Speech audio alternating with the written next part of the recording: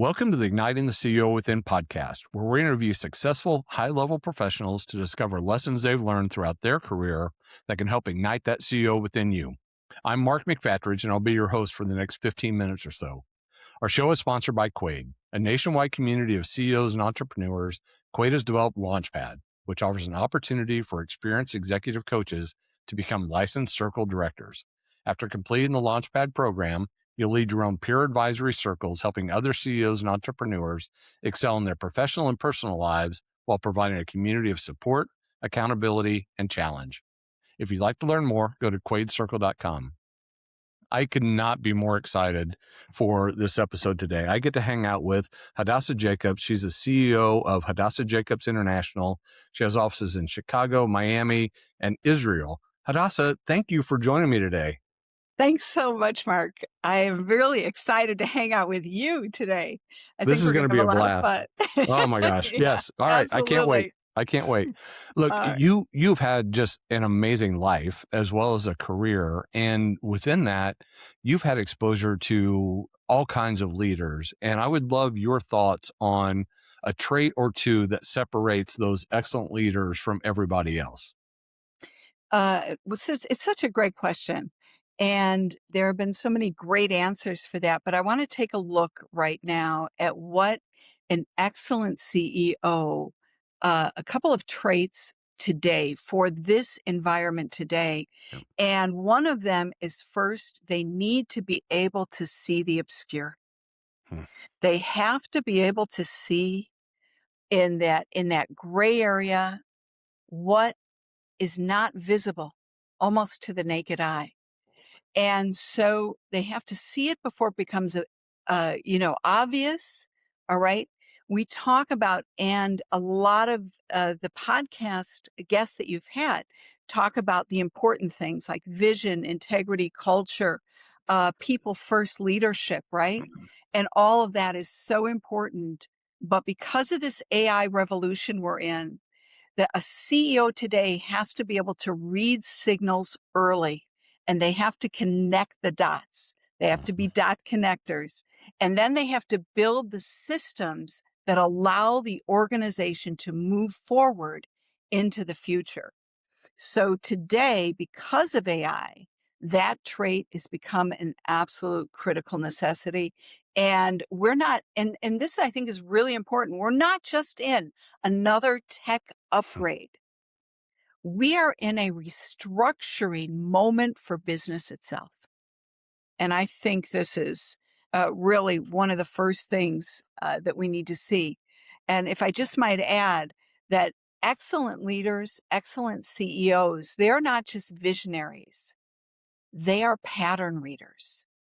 And I think this becomes really important right now because in this AI revolution and digital world we're in, patterns are very, very important to really be able uh, to separate yourself Mhm. in this CEO world. And I've got a feeling you're a pattern person. I've been accused of a lot of different things, but yeah. So I love that. That's really good. Here's my question for you though: is I don't is that innate or is that trained or can it be trained? It's absolutely a skill set without Yeah. question. And it takes the character trait of being present. When you start, patterns are something you start to observe when you're present. Hmm. If you're checked out, you cannot see patterns. You see patterns in your employees. You see patterns in your own life, that some good, some bad. And to make those shifts, you have to recognize what's causing that glitch in this space, or what is an obstruction to this pattern, or how do we make this pattern flow in the work environment seamlessly, if it's a positive pattern. So Hmm. yes, I think it's both. I think inherently some people are real connectors. They're born with brains that just connect. Hmm. And that yet at the same time, I think the more present you are, the more you're able to pay attention to patterns. I love that, and I hadn't thought of it that way. As you were talking to open, I hadn't given that component of it thought, and I think you're right. I think it's that. It's being present. It's listening to understand, right? To view all Was the things that are big. going on. It's also, I think, getting exposure to a bunch of different things, right? Like you do. You travel internationally all the time, and you're aware of your surroundings everywhere you are. If you Yeah. just stayed in one spot, you're not going to have the views of what patterns can be or what they could look like or what is a breakup in a pattern. So I think that experience is everything is another component of that. Well, I think it's interesting that I wrote something down because of something Monty said. It struck me so clear about the very fact that we are in such a unique time, that we've never been in a time that this AI revolution uh, is presenting to us. We've never been there before. And with that, though, he said, probably the closest thing we've ever seen is when the iPhone, right? The Yeah. iPhone came out. And I thought to myself, this is such a great example for what I mean about obscurity and patterns. Because if we go back, we have seen this ingestion of these different shifts in technology since the internet, actually a little bit before the internet. Hmm. And, but let's start at that point. So I wrote something down that kind of capsulizes this and starts to begin to tie it together. Because what was happening while people were thinking they're getting cute tools like the iPhone, right? Hmm. What is happening is there was a root system that was being a network and a root system in the digital world being built underneath the surface that people couldn't see. So let's consider this. The internet taught us connection. Mobile taught us access. Smartphones taught us immediacy.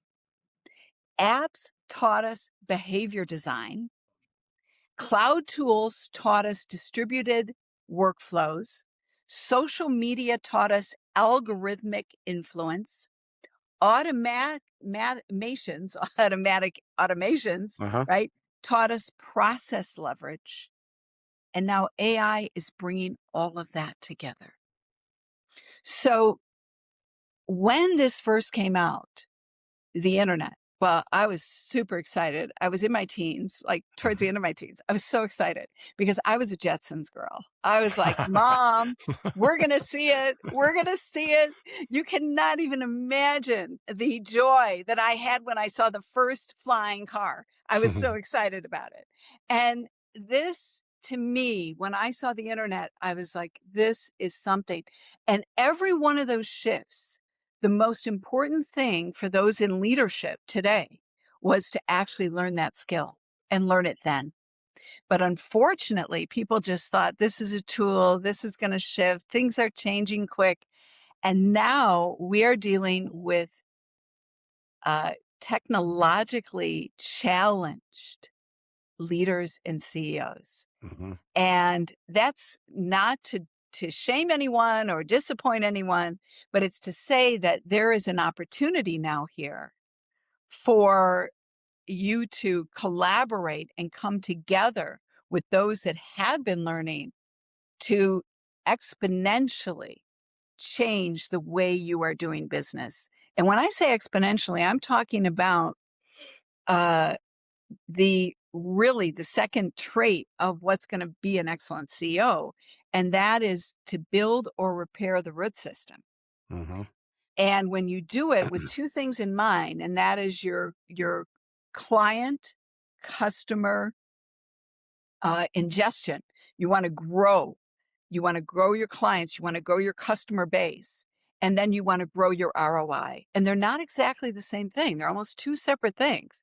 And uh, if you are using and learning how to bring all these fragmented systems in your business together with those two goals in mind, then you are going to create a root system in your business that is going to have a flourishing tree. And if it's already flourishing, let's 10x it. Hmm. Let's absolutely 10x it. So, yeah. You know, So I, I that I is, love the analogy of the root system for a variety of reasons, and one of them is if you don't take care of that root system, you can screw up the whole thing, right? yep. And one of the things I actually had this conversation with a CEO this morning of, there's um, CEOs today, or some are hearing AI and say we need to implement AI without really understanding what it is. And to your point, it's evolving, every minute seemingly, and there are so many things, and they just want to implement AI instead of taking the time to develop the root system that you just talked about and understanding what part of AI can help with the root system today, which it's got to be a long haul investment and commitment to doing. Otherwise, you're going to screw up the whole thing and bring down this tree that has the potential to be amazing and huge and all encompassing. But if you don't take care of getting the roots in place and getting the basics down first, it's going nowhere. Yeah, I actually wrote down a lot of businesses don't have a vision problem, they have a root system problem. Yeah. And I You and I are actually aligned. This is so fun. I just got off an hour Zoom with Notion on I'm on their development platform. And so they're introducing something that it just is mind blowing. But when we look at a root system of a business, let me just share what Mhm. some of the things we're looking at right now. So a root system includes goals, KPIs, team roles, training, workflows, calendars, client customer experience, sales system, marketing systems, data, technology, decision-making processes, and feedback loops. That doesn't even talk about the social media aspect of Right. it. All Yeah. right. That again, marketing is at the core of every business right now. Mhm. So, and when we look at that root system, you really, if you want to make a change to really 10x your company right now, you want to make a change to be relevant right now, you need a full analysis of your business. You need experts that come in, full analysis, and you need the components, the agents. Uh, you need someone that can tie all of these roots into a network that optimizes and seamlessly uh, flows through your business. And I had to say one other thing. You know, we are in the age of superpowers. AI engages us all. You hear all the negative things, but I will tell you, we're in the day of superpowers where Mhm. one of your employees can become 10 employees. Mhm. If you train your employee, and once you have this analysis done and you find out exactly what agent will clone your employee, so your employee can actually, or your team member can actually gain these superpowers to do the work of 10 people for the goals of your and mission of your company. Wow. Yeah. People think AI wants to get rid of people, but I wouldn't get rid of a soul. I would actually, take their expertise Yeah. and clone it for them to Mhm. use their superpowers. I guess. Yeah, no, no, no. You're exactly right. I think if you can take your best employees and arm them with more tools and more power and more things that they like to do, how do you lose when you do that? You I can't just I lose. don't. You can't. But to your point, you've got to get back to the root system, right? Because you have to have a vision, you have to have a strategic plan, you have to have, all the things that you listed out of how to get there, and you have to be able to share what each person's role is in carrying this out, and your role as a leader Yep. now becomes to clear the pathway so that they can be exceptional in what they do and get on with it. And yeah, yeah, that's why I say your analogy of the root system is dead on. And I think what you said too about the root, the tree, in fact, I was listening to one of the podcasts. They said, there was a CEO that didn't want to change. And so they kept staying at the same growth rate, right? And the fruit of a business is absolutely the telltale sign of the health of the root system. Mhm. So if you're maxing out and you cannot get above a certain growth rate, or your customers are falling off, or you're fragmented, and the only way that you're even in the know of how your business is doing because somebody's sending you reports from all these different departments, then you are actually outside of what is capable, and your root system is dying.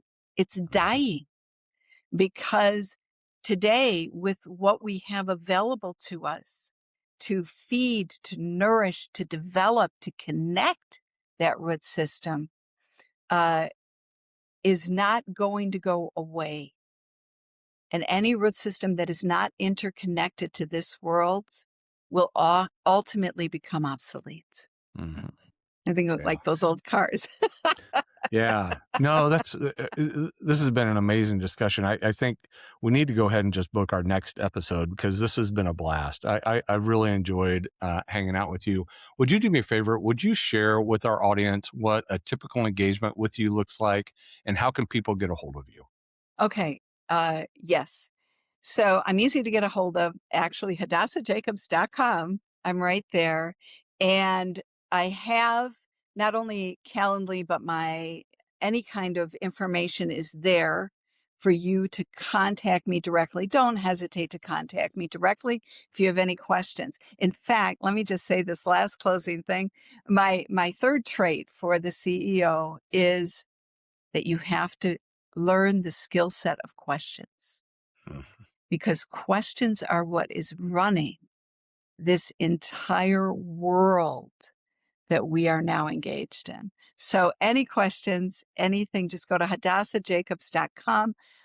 Some of the things that I do are there, and I am definitely outside even of that scope in this world. I've been working in AI way before it ever came public. So this is my world. So I love it. I love it. Hadassah, thank you for hanging out. thank This you has been a so much, blast. Mark. This has been so much fun. I hope we connect again. I Really. guarantee it. Yeah. Unless you're running from me, we're definitely going to do it. So, All right. no, this has been a Okay. blast. All right, y'all. All right, Mark. Thanks so much. We've done it again. We found another just amazing leader to share her insights and for your pathway to the CEO seat. As we wrap up, I want to remind you that Igniting the CEO Within is sponsored by Quaid, a nationwide community of CEOs and entrepreneurs. Quaid has created Launchpad, which provides an opportunity for experienced executive coaches to become licensed circle directors and significantly impact the lives of CEOs and entrepreneurs. To find out more, visit quaidcircle.com. Until next time, keep igniting that CEO within you. I'm Mark McFatridge. Thanks for listening.